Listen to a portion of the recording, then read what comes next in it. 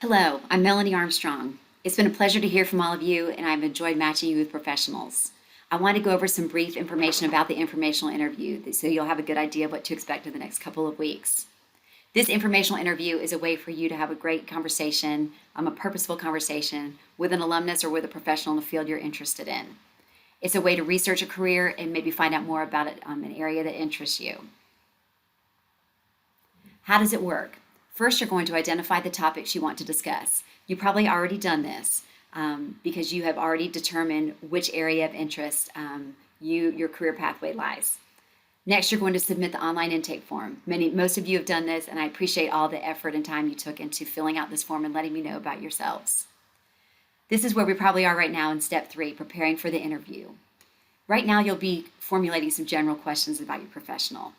Once you receive your professional match, you will be able to research the professional and come up with some more specific questions. Next, you're going to make contact with the professional. You'll conduct the interview, write a thank you note, and reflect on your experience. I'm not going to go over this really in a lot of detail in terms of identifying the topics you want to discuss. You all probably spoke about this in class with your advisor, and this is more about researching the field that you'd be interested in, and hopefully you've already done this. Again, also with submitting the online intake form, I think most of you have already done this as well. Preparing for the interview. This is where you're going to start preparing some general questions about why the person chose their career, maybe what they attended in school, and some specific questions on what a day looks like for them or how they balance their work and personal life. There also you need to be prepared to talk about yourself in an elevator pitch. Your advisor may have talked about this. This is great practice for you to formulate this elevator pitch that you'll use throughout your professional career.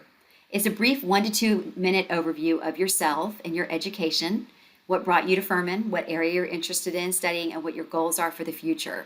I highly recommend writing this elevator pitch down and practicing it, and especially practicing it with a friend or with a roommate. Not that your roommates can't be your friends, because they probably are both. Okay, next you're going to research the professional you'll meet. You will receive an email from me saying that you've been matched with a professional. On that email, you'll have their LinkedIn profile and information about what this person does and where they work. Please take the time to research this individual. This is great practice for the future. You'll want to do this whenever you have a professional interview or any type of meeting with a professional. Next, you're going to make contact with that professional. On this email that I send you, it will have their preferred email. So you're going to want to use this contact information to send them a brief note from your Furman email requesting 30 minutes for the informational interview. All these professionals are waiting for your emails. They know that they will arrive and they have signed up to do this, and they're very excited to hear from you. Please know that you may not hear back right away, but if there are a couple of days go by and you still don't hear anything, and if you're getting a little antsy because you know you need to get the interview done, please feel free to email me or your advisor. I'll follow up with that professional and just make sure that they did in fact receive your email, because a lot of times that happens where it gets lost in emails. Here's a sample email. This can be found in Moodle. As you notice, in the subject line, the word Furman is present. This is a great practice to get into whenever you're emailing someone with a Furman connection. Your email will most likely be opened earlier and be responded to a lot quicker than ones that don't contain Furman in the email subject line. Again, this email is very professional. Feel free to borrow as much of this as you'd like. This is in Moodle. And you're just requesting time for them. You may want to ask them their preferred method of communication, whether it's Zoom, whether it's a phone call, and work around their schedule. They're the busy professionals, so find out what time works best for them. Also, make sure to note if you're in different time zones. I know some of you are working remotely, and some of these professionals are in different time zones. So make sure that you're very clear on your meeting time and what time zone it's going to be. Next, you're going to conduct the interview. You're going to thank the person for making themselves available. Restate your objective to get information and advice. Come prepared with your questions.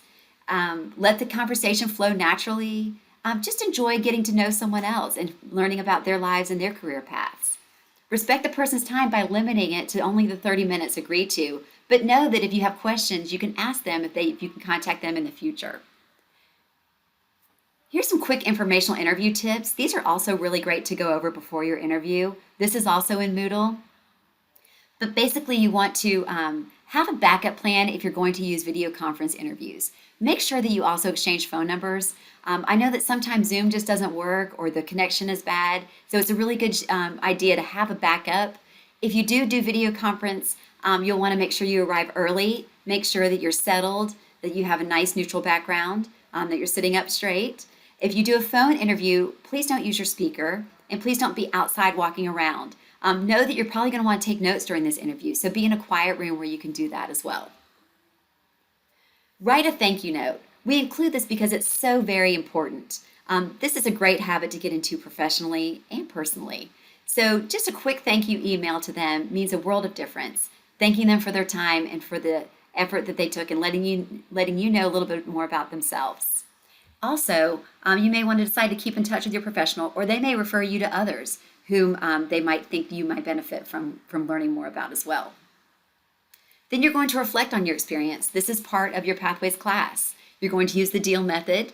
You're going to describe what you experienced, examine that experience from different perspectives, and articulate learning. There are reflection prompts in Moodle. These are great to read over before your interview, just so you know a little bit more about what you're going to be reporting on later. Here's a very important slide, the timeline of assignments. So you've already submitted the intake form. Next, you're formulating your questions, your interview questions, and your elevator speech. This is due by October 23rd to your advisor. However, if you get this in earlier, you will get your match earlier. So I'm just waiting to hear from your advisors who will let me know when you get this assignment turned in, and then I will be getting you your match email then. After you receive your match email, it is your responsibility to contact your professional. Reach out in a professional manner via email. You're going to conduct the interview in late October and early November, and then you're going to reflect upon that and share this with your class November 16th and November 18th. I want to thank you for the time you put into letting me know about yourselves. I want to thank you for all of your exuberance in wanting to meet these professionals, and they are really looking forward to hearing from you. On a quick note, if you receive your match email, and it may not be the exact match you were thinking of, go with an open mind and see what this person has to teach you. And if you still want to be matched with someone after this interview, please contact me. I have a database full of alumni and professionals who would love to hear from Furman students. I wish you well in this endeavor, and thank you again, and I can't wait to hear how this goes.